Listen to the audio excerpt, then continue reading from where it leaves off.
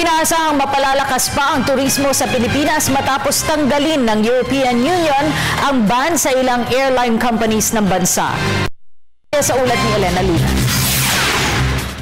Itinuturing ng Malacanang na malaking tulong para sa turismo ng Pilipinas ang naging desisyon ng European Commission na buksan ang mga paliparan sa mga bansa sa Europa sa lahat ng airlines mula sa Pilipinas. Inanunsyo po ng European Commission na na-address na daw po ng mga Philippines-based airlines yung mga significant safety concerns na ni-raise from 5 years ago, at wala na po tayo, the airlines from the Philippines are now finally certified to fly to routes in those jurisdictions.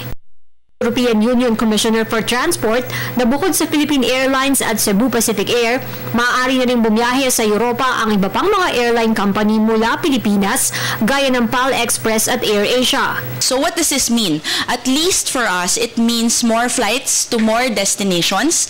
Mas marami po ang ating mga kababayan na makakapunta sa mga destinasyon na to. At para naman po doon sa ating mga kababayan na doon nakatira sa mga destinasyon na yon, mas marami na pong mga flights ang pwede po nilang kunin, pabalik naman po kung bibisita po sila dito sa ating bansa.